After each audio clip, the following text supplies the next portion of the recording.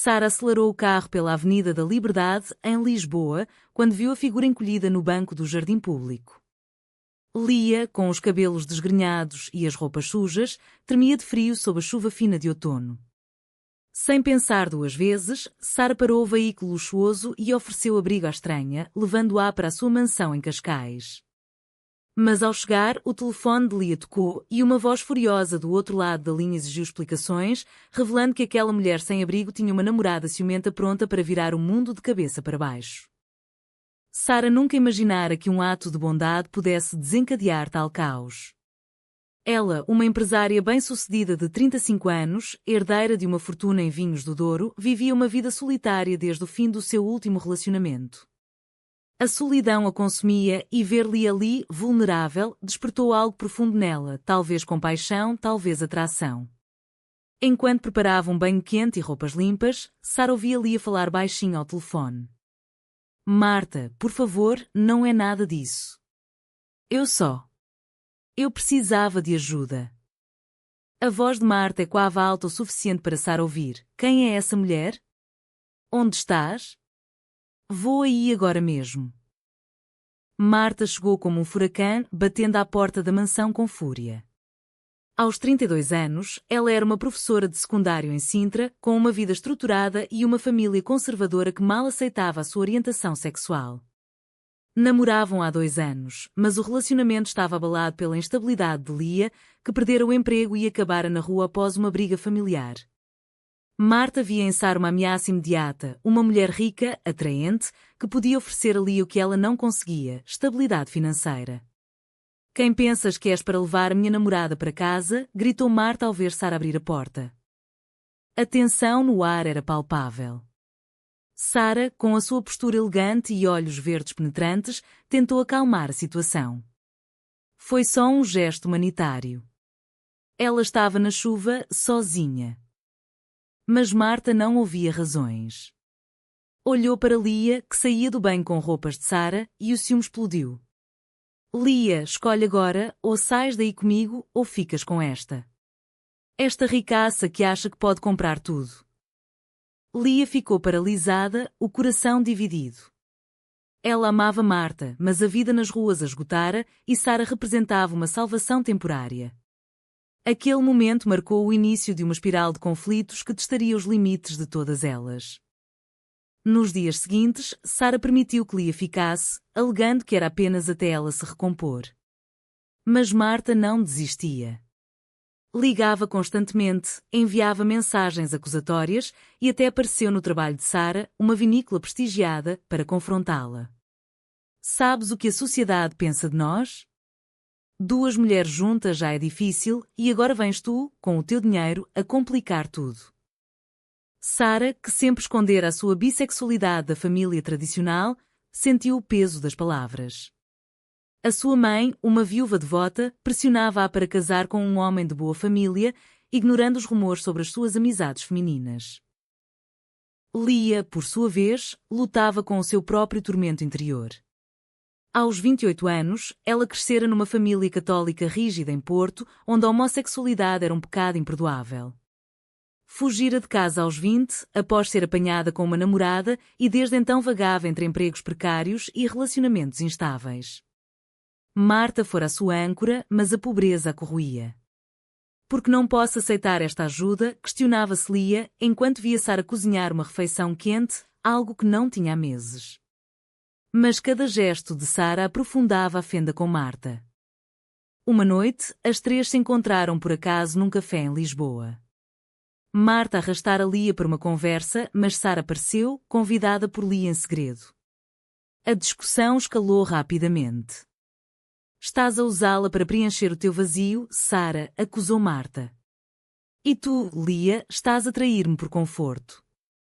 Sara rebateu, eu só quero ajudar. Não há nada romântico aqui. Mas no fundo, Sara sentia uma atração crescente por Lia, a sua resiliência, o seu sorriso apesar das adversidades. Aquela reunião terminou em lágrimas, com Lia correndo para fora, deixando as 2 mulheres sozinhas e confrontando as suas próprias inseguranças. A pressão familiar começou a pesar sobre Marta. Os seus pais, ao descobrirem a situação através de uma chamada acidental, exigiram que ela terminasse com Lia. Uma sem-abrigo? E ainda por cima com outra mulher envolvida? Isso vai destruir a nossa reputação. Marta, dividida entre o amor e o dever filial, começou a questionar as suas escolhas.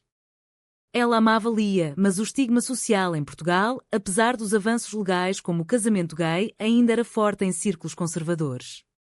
Será que vale a pena lutar por alguém que aceita a ajuda de estranhos? Pensava ela, enquanto chorava sozinha no apartamento vazio. Sarah Meanwhile enfrentava os seus demónios. A sua fortuna vinha com expectativas: casar, ter filhos, perpetuar o legado familiar.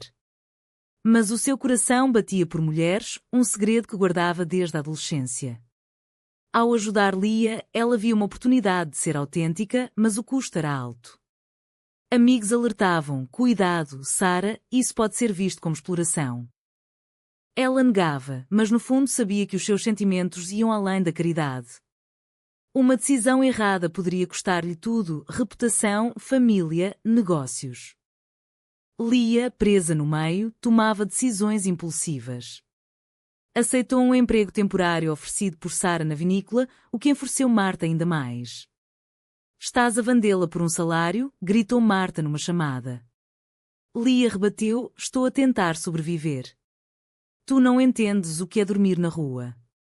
Mas cada passo aproximava-a de Sarah, criando laços emocionais que complicavam tudo. O conflito interno de Lia era avassalador: lealdade a Marta versus a esperança de uma vida melhor. À medida que os dias passavam, as traições começaram a surgir. Marta, num momento de desespero, contactou a família de Lia, revelando onde ela estava. Os pais de Lia, horrorizados, apareceram na mansão de Sarah, exigindo que ela voltasse para casa e se endireitasse. Isso é contra Deus, berrou o pai. Lia, confrontada com o passado, entrou em pânico e culpou Sarah por tudo. Se não me tivesses trazido, nada disto aconteceria. Sarah sentiu a dor da rejeição, questionando se o seu ato inicial fora egoísta. O clímax do primeiro ato aproximava-se. Numa noite chuvosa, Marta invadiu a mansão, confrontando Sarah diretamente. Escolhe, ou a mandas embora, ou eu faço um escândalo que arruína a tua vida. Sarah, pela primeira vez, admitiu os seus sentimentos. Eu gosto dela, Marta. Mais do que como amiga. As palavras pairaram no ar, mudando tudo. Lia, ouvindo da escada, sentiu o mundo desabar. Agora, as escolhas não eram mais sobre sobrevivência, mas sobre amor, traição e o preço da verdade. A revelação de Sarah deixou todas em choque. Marta, com os olhos cheios de raiva e lágrimas, saiu batendo a porta, jurando nunca mais voltar. Lia, ainda na escada, desceu lentamente, encarando Sarah. O quê? Tu gostas de mim? Desde quando? Sarah, vulnerável pela primeira vez, confessou: desde o momento em que te vi. Não foi só pena, Lia. Foi algo mais. Mas Lia recuou, confusa. Eu tenho a Marta. Ou tinha. Agora, por tua causa, perdi tudo. Os dias seguintes foram um turbilhão de emoções. Lia decidiu ficar com Sarah, alegando precisar de tempo para pensar, mas no fundo, a atração mútua crescia. Elas passavam noites conversando sobre o passado. Sarah falava da pressão da família para casar com um homem e Lia compartilhava as feridas da rejeição parental. Em Portugal, ser lésbica ainda é uma batalha, disse Sarah, enquanto caminhavam pelos jardins da mansão. Lia concordava, mas o remorso por Marta a consumia. Eu traía-a. Como posso ser feliz assim? Marta, sozinha no seu apartamento em Sintra, lutava contra o desespero. Ligou para a melhor amiga, confessando tudo. Ela escolheu o dinheiro sobre mim. Ou será que fui eu quem a empurrei para isso? A amiga aconselhou: luta por ela, Marta. Mostra que o amor verdadeiro não precisa de luxos. Inspirada, Marta planeou uma reconciliação, mas ao investigar Sarah, descobriu rumores sobre o seu passado, relacionamentos escondidos com mulheres, escândalos abafados com dinheiro. Ela é uma predadora, concluiu Marta, decidida a expor tudo. Enquanto isso, a família de Sara começou a suspeitar. A mãe, Dona Isabel, visitou a mansão inesperadamente e encontrou Lia lá. Quem é esta rapariga? Uma empregada? Sara mentiu, uma amiga em dificuldades. Mas Dona Isabel, astuta, pressionou. Não me enganes, Sara. Ouvi boatos. Se fores assim, perdes tudo. O testamento do teu pai é claro, herança para quem segue as tradições. Sara sentiu o peso da ameaça, questionando se valia a pena arriscar a fortuna por Lia. Lia, por sua vez, enfrentava Malta Nossé. Aceitar a ajuda de Sara significava trair os seus princípios? Ela começou a trabalhar na vinícola, provando vinhos e ajudando na administração, o que a fazia sentir útil pela primeira vez em anos. Mas cada elogio de Sara aproximava mais, criando momentos de tensão romântica, um toque acidental, um olhar prolongado. Isto é errado, pensava Lia. Marta sofreu por mim. Num impulso, ligou para Marta, marcando um encontro secreto num parque em Lisboa. O encontro foi carregado de emoção. Marta apareceu com flores, suplicando: volta para mim, Lia. Eu perdoo-te. Podemos recomeçar. Lia chorou, mas Sara ajudou-me quando ninguém mais o fez. Marta rebateu: ela quer-te para ela. Eu amo-te de verdade. A conversa terminou em beijo, mas Lia recuou, confusa. Preciso de tempo. Ao voltar para a mansão, contou tudo a Sara, que reagiu com ciúme controlado. Se a queres de volta, vai. Mas sabe que eu estou aqui. A sociedade começava a interferir. Rumores espalharam-se pela elite lisboeta, a milionária Sara com uma sem-abrigo? E ainda por cima lésbicas? Clientes da vinícola hesitavam e Sara via os negócios abalados. O preconceito ainda reina, desabafou ela com Lia. Isso fortaleceu o laço delas, levando a uma noite de confissões profundas. Sara admitiu: eu escondi quem sou por medo. Mas contigo sinto-me livre.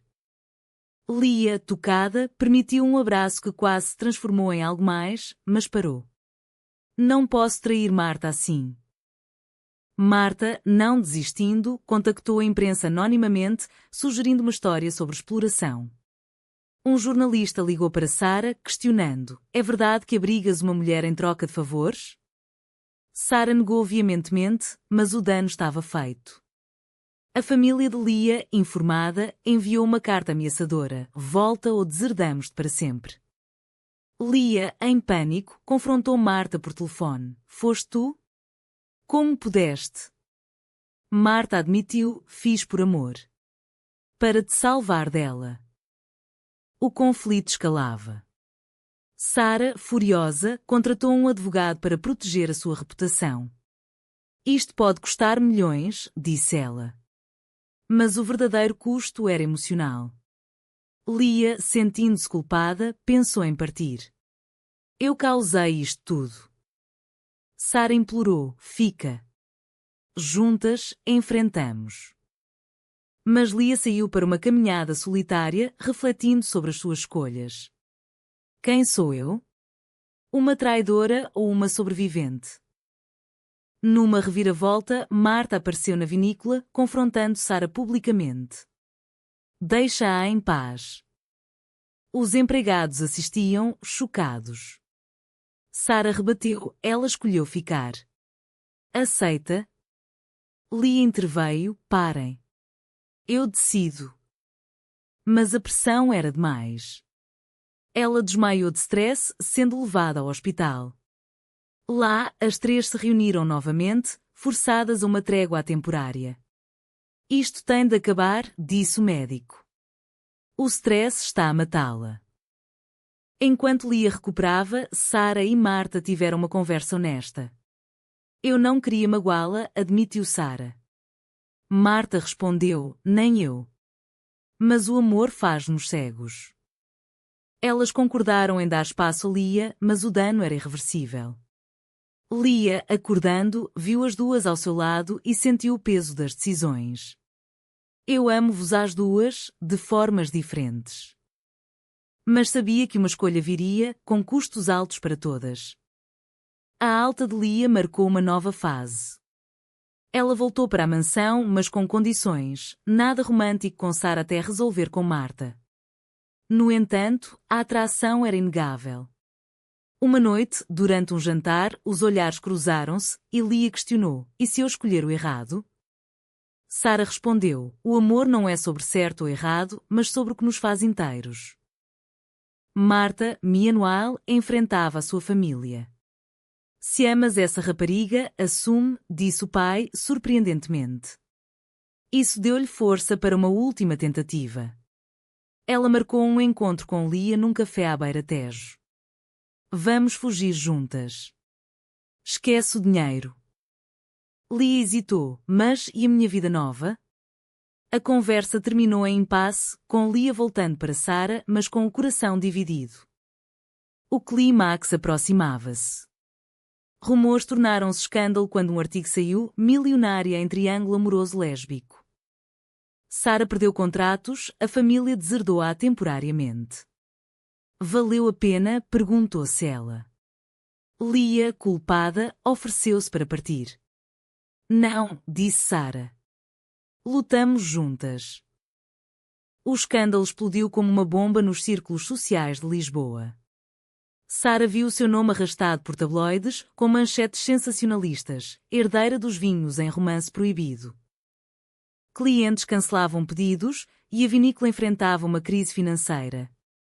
Isto é o preço da autenticidade, murmurou Sara para si mesma, enquanto lia os comentários odiosos online. A sociedade portuguesa, apesar das leis progressistas, ainda carregava vestígios de conservadorismo, especialmente entre a elite. Amigos viravam as costas e Dona Isabel ligou, furiosa: arruinaste tudo. Volta atrás ou perdes a herança. Lia, sentindo-se responsável, mergulhou numa depressão profunda. Eu trouxe isto para ti, disse ela a Sara, chorando no sofá da mansão. Sara abraçou-a: não.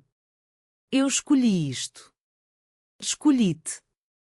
Mas o abraço prolongou-se e, pela primeira vez, elas beijaram-se, um beijo tímido, cheio de emoção reprimida. Lia recuou: não podemos. Ainda não. O momento marcou uma virada, os sentimentos eram mútuos, mas o custo moral pesava. Estou a trair Marta de novo, pensou Lia, atormentada pela culpa. Marta, ao ver o artigo, sentiu uma mistura de raiva e triunfo. Agora todos veem quem ela é. Mas o triunfo durou pouco. Os seus alunos sussurravam na escola e o diretor chamou-a para uma conversa: a tua vida pessoal está a afetar a reputação da instituição. Marta defendeu-se: é a minha vida privada. Mas no fundo, questionava se a vingança valera a pena. A família, agora solidária, aconselhou: deixa ir encontrar alguém que te valorize. Mas Marta não conseguia. Planeou uma confrontação final. Enquanto isso, Lia enfrentava o seu passado. Os pais ligaram, suplicando: volta para Porto. Nós ajudamos-te a curar. Lia riu amargamente: curar? Isto sou eu. Pela primeira vez, defendeu a sua sexualidade abertamente, cortando laços definitivos. O preço da liberdade é alto, refletiu ela. Com Sara, ela encontrava apoio, mas a pressão social a isolava. As pessoas olham para nós como aberrações, desabafou Lia numa caminhada pela praia de Cascais. Sara, determinada, contratou uma equipa de relações públicas para combater os rumores. Vamos transformar isto em algo positivo, disse ela. Mas internamente, duvidava. A atração por Lia crescia, mas via o sofrimento dela. Talvez deva deixá-la ir para Marta. Numa noite, confrontou Lia: o que queres realmente? Lia respondeu: quero paz. Mas contigo, sim, de esperança. Elas passaram a noite conversando, fortalecendo o laço, mas evitando intimidade física. Marta marcou o encontro final num restaurante em Alfama. As três sentaram-se à mesa, o ar carregado de tensão. Chega de jogos, disse Marta. Lia, escolhe. Lia, com lágrimas nos olhos, olhou para ambas. Eu amo-te, Marta, mas com Sara vejo um futuro. Marta levantou-se, devastada. Então, adeus. Saiu, deixando um vazio. Sara e Lia abraçaram-se, mas a vitória era amarga. Ganhei-te, mas a que custo? Perguntou Sara. Nos dias pós-confronto, Marta mergulhou no trabalho, tentando esquecer. Mas o remorso a consumia. Eu empurrei-a para os braços dela. Amigos sugeriam terapia e ela começou sessões, explorando as suas inseguranças. O ciúme destruiu-nos, admitiu a terapeuta. Enquanto isso, a sociedade começava a reagir. Alguns apoiavam Sara publicamente, vendo-a como ícone de coragem lésbica. Talvez mude algo, pensou Sara, ao ver mensagens de apoio. Lia, agora oficialmente com Sara, lutava com a transição. Sinto falta de Marta, confessou. Sara compreendia, o amor não desaparece da noite para o dia. Elas decidiram viajar para o Douro, para a propriedade familiar de Sara, buscando refúgio. Lá, confrontaram Dona Isabel. Aceita-nos ou perde-me, disse Sara. A mãe, chocada, cedeu parcialmente. Dá-me tempo. Foi um pequeno vitória, mas o preço era a distância emocional. O relacionamento de Sara e Lia aprofundava-se em meio ao caos. Elas discutiam planos futuros. Lia queria estudar, Sara apoiava.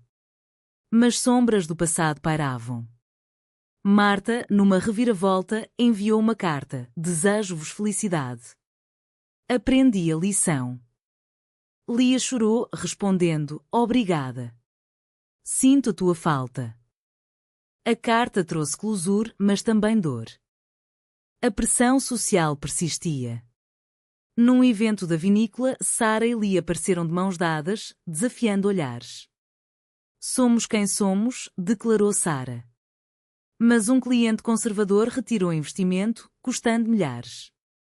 Vale a pena? Questionou Lia. Sara respondeu, sim, por ti. Mas internamente, Sara calculava as perdas, ponderando se o amor compensava. Marta, reconstruindo a vida, encontrou uma nova amiga num grupo de apoio LGBT. Talvez haja esperança, pensou ela. Mas ver fotos de Sara e Lia online reabria feridas. Eu perdi, mas ganhei liberdade. Ela decidiu mudar de cidade, para Braga, buscando um recomeço. De volta a Cascais, Sara e Lia enfrentavam um novo desafio. A família de Lia invadiu a mansão, exigindo que ela voltasse. Isto é pecado, gritou a mãe. Lia defendeu-se, o pecado é rejeitar o amor. Sara interveio, expulsando-os. Nunca mais nos contactem. O incidente uniu-as mais, mas deixou cicatrizes. À medida que o tempo passava, o relacionamento estabilizava, mas com custos. Sara perdeu parte da herança, Lia lutava com culpa residual. As nossas escolhas definem-nos, refletiu Sara. Elas decidiram advogar por direitos LGBT, transformando a dor em ação. Mas o caminho era árduo, cheio de debates éticos. Foi certo Sara ajudar Lia? Foi traição de Lia?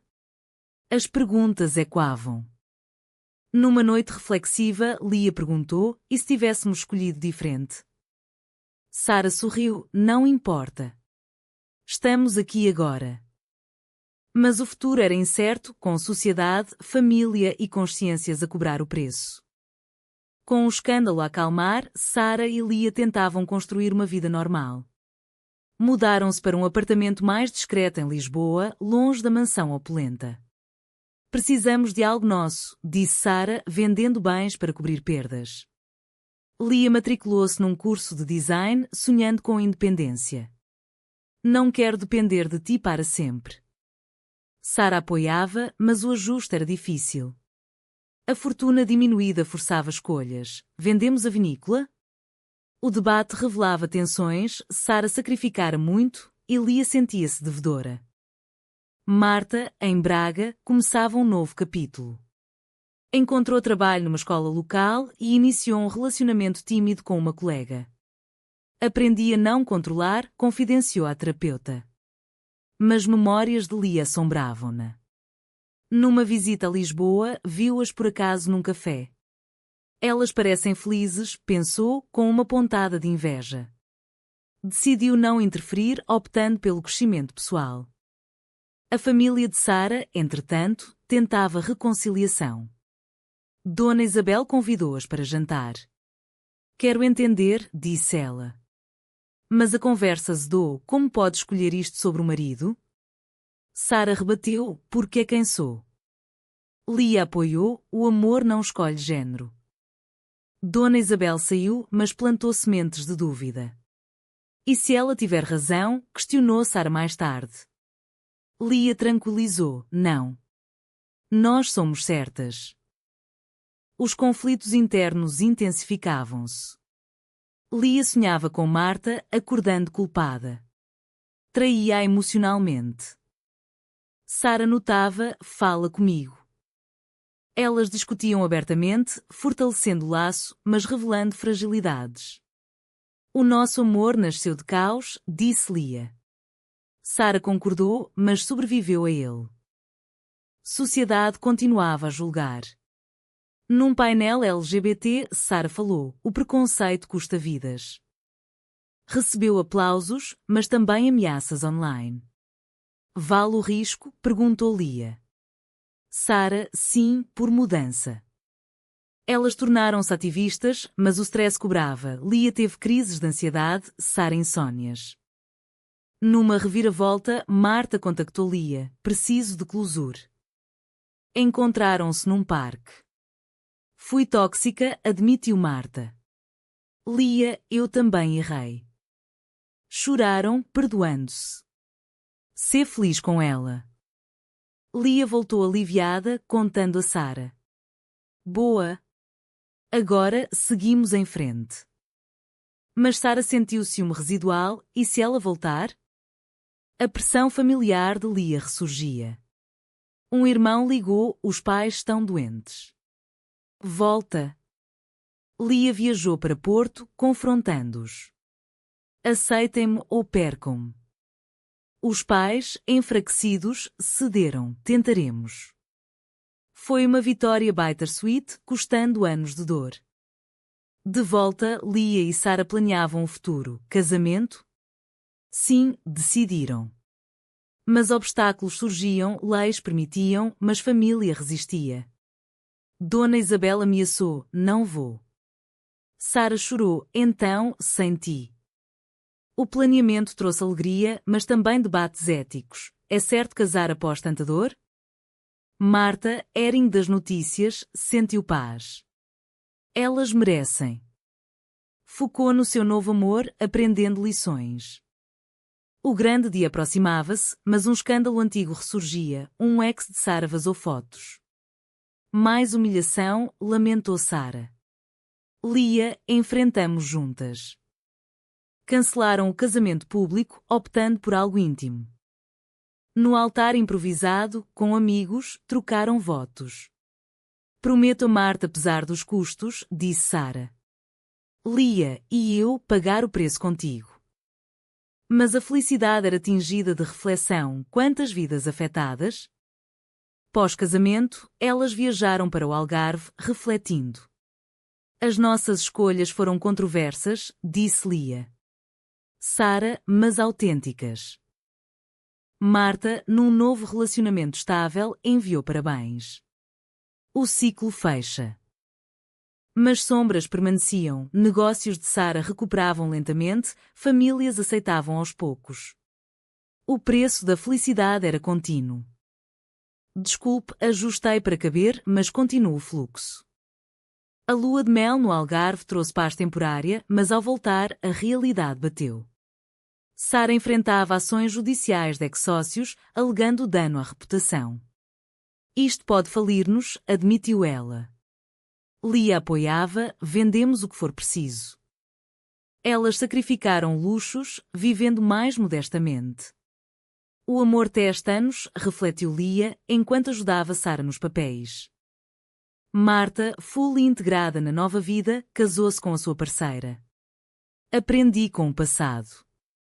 Enviou uma foto a Lia, felicidades mútuas. Lia sorriu, o tempo cura. As famílias evoluíam. Dona Isabel visitou, trazendo vinho, estou a tentar. Conversas difíceis seguiram, o preconceito que ensinei foi errado. Sara perdoou, obrigada por mudar. Para Lia, os pais ligavam ocasionalmente, aceitando aos poucos. Mas conflitos internos persistiam. Lia questionava, foi certo deixar Marta? Sara, foi a tua escolha. Elas frequentavam terapia de casal, explorando danos. A traição deixa marcas, disse a terapeuta. Elas trabalhavam, crescendo. Sociedade mudava lentamente. Sara e Lia fundaram uma ONG para lésbicas em risco, ajudando outras como Lia fora. Transformamos dor em propósito. Mas opositores atacavam, petições contra, vandalismo. Vale o risco? Perguntou Lia. Sara, sim, por legado. Num evento, confrontaram um crítico, vocês destroem famílias tradicionais. Sara rebateu, nós construímos as nossas. O debate viralizou, gerando apoio e ódio. Anos passaram, o relacionamento solidificou. Adotaram uma criança, enfrentando burocracia.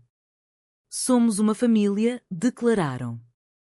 Mas o custo, Lia perdeu amigos conservadores, Sara negócios. Marta, visitando Lisboa, encontrou-as, orgulhosa de vocês. Elas riram do passado, que loucura. Closure completo.